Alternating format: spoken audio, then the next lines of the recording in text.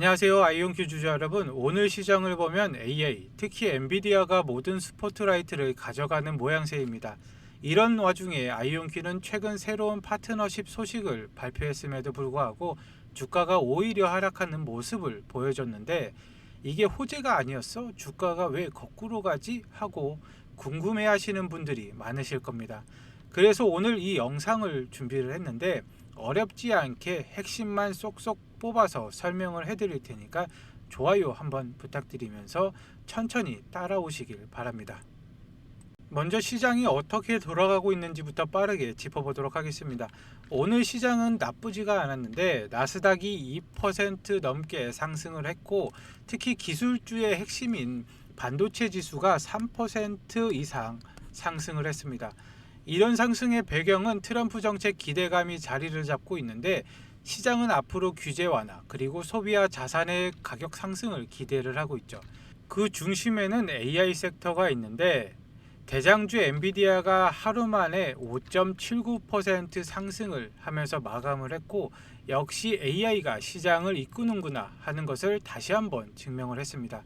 거기에 마치 블랙홀처럼 AI 섹터가 시장의 모든 유동성과 관심을 빨아들이고 있는데, 자, 오늘 영상의 본론으로 넘어와서 아이온큐가 발표한 시카고 대학과 파트너십을 확인을 해보도록 할 텐데, 이 계약 소식이 나왔을 때 그냥 대학이랑 MOU만 맺은 거 아니냐 하고 가볍게 생각하시는 분들 있을지도 모릅니다.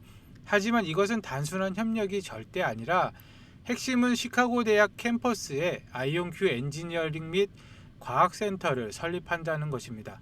이게 무슨 의미냐면은 아이온큐의 양자 컴퓨터와 네트워크 장비가 대학 캠퍼스에 직접 설치가 된다는 뜻인데, 아이온큐가 자신들의 하드웨어를 연구소 항복판에 제공을 하고 연구자들과 학생들이 이것을 직접 사용하면서 생태계를 구축하겠다는 것이죠.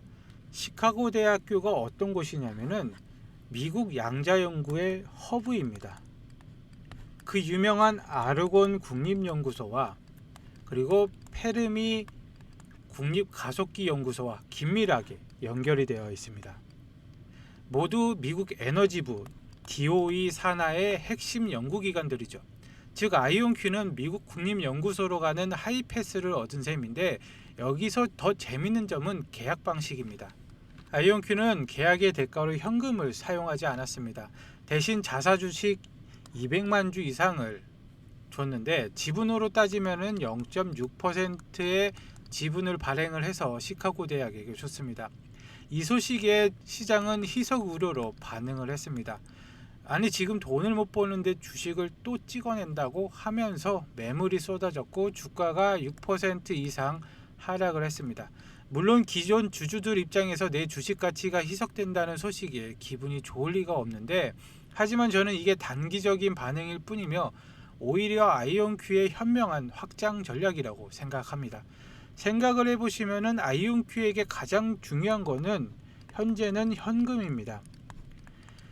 R&D에 천문학적인 돈이 들어가는 것은 알고 계실 겁니다. 이 귀중한 현금을 아끼면서 동시에 미국 최고의 양자 연구 허브에 우리 편을 심어 놓은 것입니다. 이것은 마침 우리가 강남 핵심 상권에 백화점을 지으려고 하는데, 땅 주인에게 수천억을 주는 대신 우리 백화점 지분을 0.6% 드릴게요. 대신 여기에서 나오는 모든 시너지는 우리가 함께 누립시다 라고 계약한 것과 같습니다. 그렇기 때문에 해외 전문가들도 비슷한 평가를 내놓고가 있는데, 이건 희석이 아니라 생태계 확장이다. 왜냐하면 아이온큐는 이번 파트너십으로 시카고 양자거래소 CQE의 정식 멤버가 되었습니다. 여기가 정말 중요한데요. 여기에는 보잉, 토요타, IBM, 구글과 같은 글로벌 기업들이 이미 회원으로 참여하고 있는데, 아이온큐가 이들과 어깨를 나란히 하고 자연스럽게 협력 프로젝트를 논의를 할 수 있는 자리가 생긴 것입니다. 장기적으로 볼 때는 정부 프로젝트의 접근성이 높아지고 IP 개발과 상용화 속도는 훨씬 빨라질 것입니다. 현금을 아끼면서 R&D 비용을 효율화하고 네트워크까지 얻었으니까 일석삼조라고 할 수가 있습니다. 그럼 다른 경쟁사들은 지금 뭘 하고 있는지 간단하게 보도록 하겠습니다. 먼저 리게티인데 최근 실적 발표를 했는데 매출이 190만 달러, 시장의 기대치에 못 미쳤습니다. 하지만 주목할 점은 현금 보유량이 약 6억 달러로 아주 넉넉하다는 것입니다. 리게티는 25년까지 150 큐피트를 달성을 목표로 잡았고, 최근 엔비디아와 양자 하이브리드 양자 고전 시스템을 구축하는 협력을 발표를 했습니다.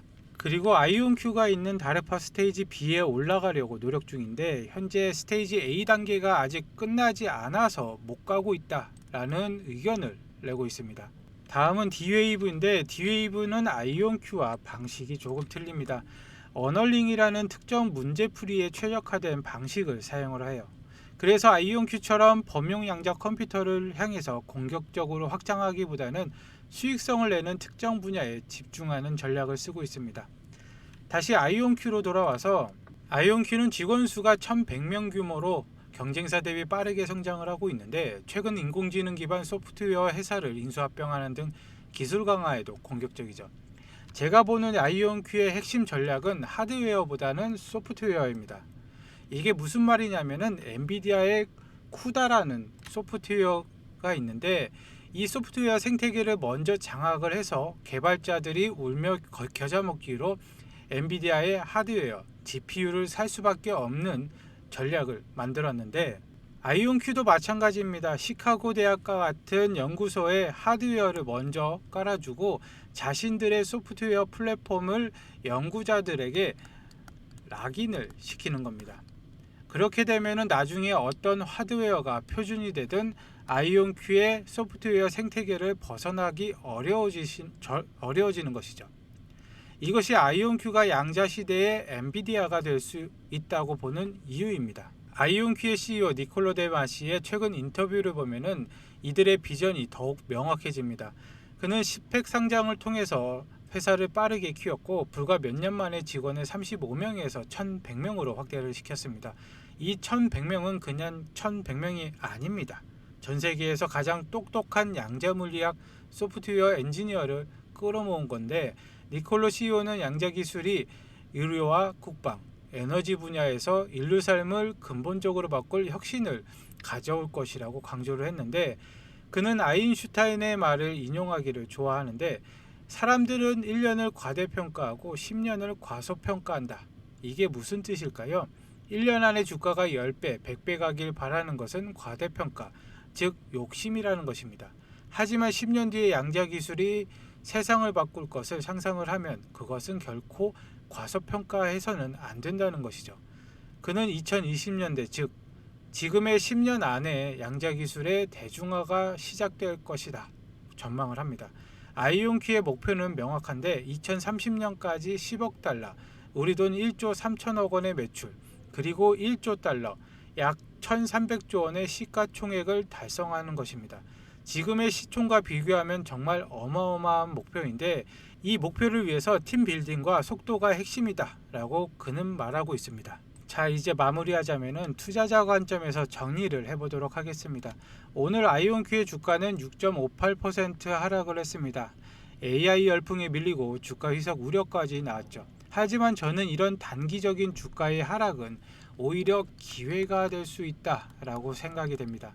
아이온큐는 이미 정부와 기관으로부터 약 9억 달러, 1조 원 이상의 연구자금과 프로젝트를 확보를 하고 있고, 시카고 대학 파트너십에서 보았듯이 글로벌 연구 네트워크를 그 누구보다도 빠르고 영리하게 확장을 하고 있습니다.